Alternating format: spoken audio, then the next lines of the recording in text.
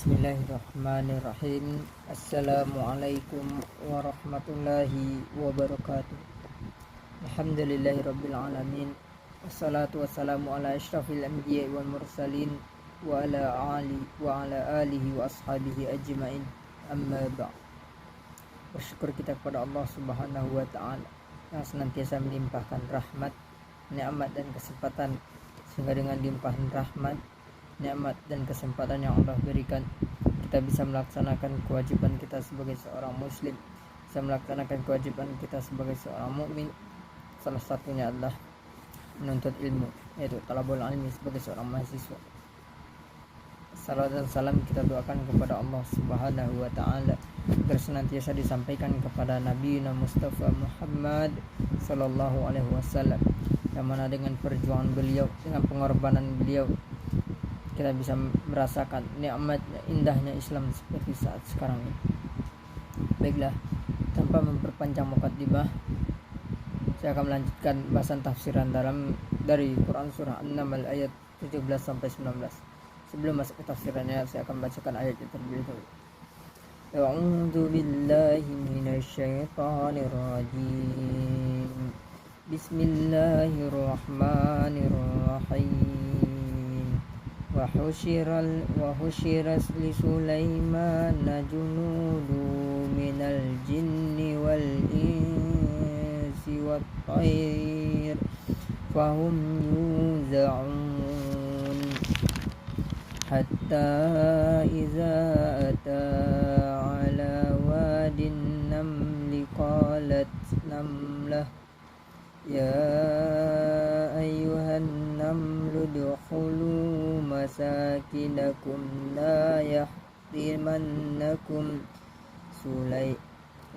يحطمنكم سليمان وجنوده وهم لا يشعرون فتبسم ضاحكا من قولها وقال ربي أوزعني أن أشكر نعمتك التي أنعمت علي وعلى الوالدي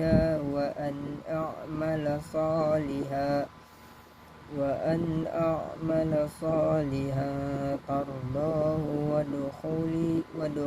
وادخلني برحمتك في عبادك الصالحين. Adapun terjemahan dari Quran surah An-Naml ayat 17 ini itu wa husyira li Sulaiman wa junuduhu minal jinni wal insi wat tayri fahum yuzaun, dan dihimpunkan untuk Sulaiman tentaranya dari jin, manusia dan burung-burung, lalu mereka itu diatur dengan tertib dalam barisan. Yakni Sulaiman mengumpulkan semua bala tentaranya yang terdiri dari makhluk jin, manusia dan burung-burung. Nabi Sulaiman diiringi oleh mereka dengan segala kebesaran dan kemegahannya di tengah-tengah bala tentara manusia, karena merekalah yang mengiringnya. Setelah mereka terdapat bala tentara dari makhluk jin, sedangkan bala tentara burung kedudukan mereka berada di atas atau di udara. Apabila matahari panas, maka burung-burung itu menaunginya dengan sayap-sayapnya. Adapun fahum yuzaun, lalu mereka diatur dengan tertib, yaitu dia menyusun secara rapi barisan masing-masing mulai dari pertama sampai yang terakhir, agar tiada seorang pun yang melangkahi posisi yang telah ditetapkan baginya. Mujahid mengatakan bahwa Sulaiman menjadikan pada tiap barisan komandannya sendiri yang mengatur barisan tersebut agar rapi dan berjalan dengan tertib, tidak semrawut sebagaimana yang dilakukan oleh raja-raja di masa sekarang. Adapun ayat selanjutnya, hatta iza ata ala wadin naml, hingga apabila mereka sampai di lembah semut, yakni manakala Nabi Sulaiman beserta bala tentaranya yang mengiringnya sampai di lembah semut. Qalat namlatun ya ayyuhan namlu dukhulu masakinakum la la yahtimannakum Sulaiman wa junuduhu wa hum la yash'urun. Berkatalah seekor semut, hai semut-semut, masuklah ke dalam sarang-sarang kalian, agar kalian tidak diinjak oleh Sulaiman dan tentaranya, sedangkan mereka tidak menyadarinya. Ibnu Asakir telah meriwayatkan melalui jalur Ishaq ibnu Bishr dari Sa'id dari Qatadah dari Al-Hasan bahwa nama semut yang berbicara itu adalah Haros. Ia berasal dari kelompok semut yang dikenal dengan nama Bani Shisha. Disebutkan bahwa besar semut itu sama dengan seekor serigala, sedangkan semut yang berbicara itu pincang kakinya. Ia merasa khawatir makhluk jenisnya akan binasa karena terinjak-injak oleh teracak kuda-kuda pasukan Nabi Sulaiman. Maka ia menyuruhkan kepada makhluk jenisnya agar memasuki sarang-sarang mereka. Sulaiman alaihissalam mengerti pembicaraan itu. Lanjutkan ayat ke-19. Fatabassama dahikan min qawliha wa qala rabbi awzi'ni an ashkura ni'mataka allati an'amta alayya wa ala walidayya wa an a'mala salihan tardaha. Maka dia tersenyum dengan tertawa karena mendengar perkataan semut itu, dan dia berdoa, ya Tuhanku, berilah aku ilham untuk tetap mensyukuri nikmat-Mu yang telah Engkau anugerahkan kepadaku dan kepada dua orang ibu bapakku, dan untuk mengerjakan amal soleh yang Engkau ridai, yakni berilah aku kekuatan untuk mensyukuri nikmat yang telah Engkau limpahkan kepadaku, sehingga aku dapat memahami bahasa burung dan bahasa semua hewan berkat pengajaranmu kepadaku, juga kepada kedua orang tuaku, agar diriku menjadi orang yang tunduk, patuh dan beriman kepadamu. Nah, ayat ini turun sebagai rasa syukur Nabi Sulaiman terhadap mukjizat atau kelebihan yang diberikan Allah kepadanya, bahwa ia mengerti atau paham akan bahasa-bahasa seluruh makhluk Allah Subhanahu wa taala, baik itu binatang dan lain sebagainya. Nah, dengan pahamnya Nabi Sulaiman terhadap bahasa seekor semut terhadap teman-temannya tadi, maka ia berdoa kepada Allah Subhanahu wa taala agar diberikan kekuatan untuk selalu bersyukur atas nikmat yang Allah berikan, nikmat yang Allah limpahkan kepadanya, sehingga ia dapat memahami bahasa burung dan semua hewan berkat pengajaran Allah kepadanya. Juga dia berdoa kepada Allah dan untuk kebaikan kepada orang tuanya, agar dia menjadi orang yang tunduk, patuh dan beriman kepada Allah Subhanahu wa taala. Nah, lanjutkan, wa an a'mala salihan tardah, dan untuk mengerjakan amal saleh yang Engkau ridhoi. Dengan doa tadi, Nabi Sulaiman berharap yang Allah mengabulkan doanya. Ia senantiasa mengerjakan amal saleh yang diridhai oleh Allah Subhanahu wa taala, yaitu amalan yang disukai dan diridhai oleh Allah Subhanahu wa taala. Lanjutkan dengan potongan ayatnya, itu wadkhilni birahmatika fi ibadika salihin, dan masukkanlah aku dengan rahmatmu ke dalam golongan hamba-hambamu yang saleh.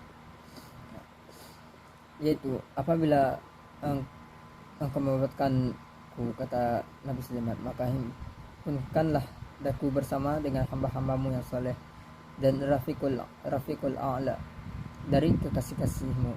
Sementara ada sebagian ulama tafsir berpendapat bahwa lembah tersebut terletak di negeri Syam atau negeri lainnya, dan bahwa semut tersebut mempunyai dua buah sayap seperti lalat, atau hal lainnya hanyalah merupakan dongengan-dongengan yang tidak ada kenyataannya.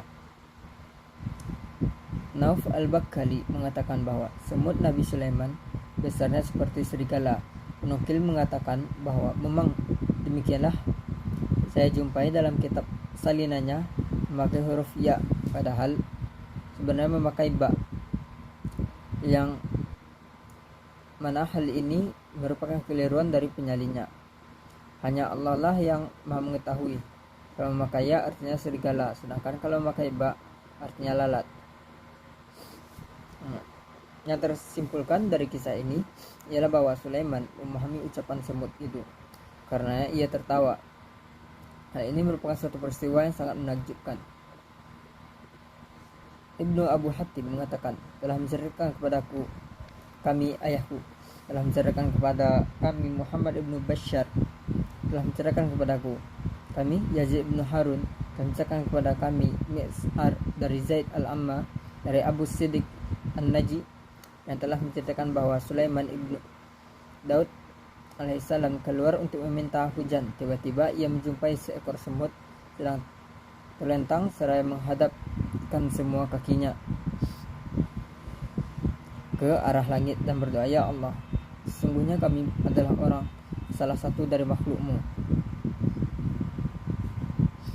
Kami memerlukan sekali siraman hujanmu. Jika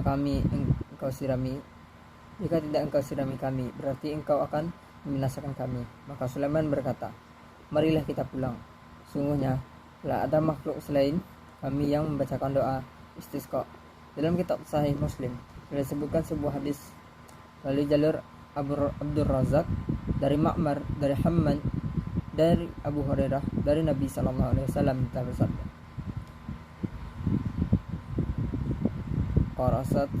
qarasat nabiyyam minal anbiya'i namlatun fa'mara biqaryatin namli fa'khirat fa'ukhriqat fa'awhallahu ilaihi ufi an qarasat namlatun ahlakta ummatan minal umami nusabbih fahala namlatun wahidah. Seekor semut pernah menggigit salah seorang nabi dari kalangan nabi-nabi terdahulu. Maka nabi itu memerintahkan agar kampung semut itu dibakar. Maka Allah menurunkan wahyunya kepadanya seraya menegurnya, apakah karena seekor semut yang menggigitmu lalu kamu binasakan segala makhluk yang bertasbih? Maka kamu bunuh seekor semut saja. Mengapa kamu tidak bunuh seekor semut saja? Jadi Quran surah An-Naml ayat 17 sampai 19 ini itu menceritakan tentang kisah Nabi Sulaiman dan bala tentaranya, itu dari jin, manusia dan hewan-hewan dan burung-burung. Dan ayat ini juga menceritakan kelebihan dari Nabi Sulaiman, yaitu yang paham akan bahasa makhluk-makhluk Allah, begitu manusia, makhluk jin dan binatang seperti semut, burung dan lain sebagainya. Dengan kelebihan yang Allah berikan kepada Nabi Sulaiman tersebut, tidak menjadikan Nabi Sulaiman itu menjadi sombong. Bahkan dengan Allah berikan kelebihannya, dia senantiasa berdoa kepada Allah agar selalu bisa mensyukuri apa yang telah diberikan Allah kepadanya, agar selalu bisa menjalankan amalan-amalan soleh yang disukai dan diridai Allah Subhanahu wa taala. Adapun hubungan ayat ini dengan pendidikannya itu mengenai bahasa, yaitu bahasa antara Nabi Sulaiman dengan bahasa binatang, mana Nabi Sulaiman alaihi salam itu mampu bisa memahami bahasa semut, mana ini merupakan mukjizat yang luar biasa yang diberikan Allah kepadanya. Dengan paham akan bahasa semut ini dan paham yang dibicarakan oleh seekor semut kepada semut-semut yang lainnya, yang mana karena takut teman sejenisnya, binatang sejenisnya itu diinjak oleh Nabi Sulaiman dan tentaranya, maka ia memerintahkan teman sejenisnya untuk pergi masuk ke dalam rumahnya. Nah, namun Nabi Sulaiman paham apa yang dibicarakan oleh seekor semut terhadap semut lainnya, maka dengan itu Nabi Sulaiman pun tertawa dan dia berdoa kepada Allah Subhanahu wa taala agar selalu bisa bersyukur atas nikmat yang Allah berikan kepadanya, dan selalu berdoa untuk mendoakan orang tuanya dan selalu agar bisa mengerjakan amal baik yang diperintahkan Allah dan diridai oleh Allah Subhanahu wa taala.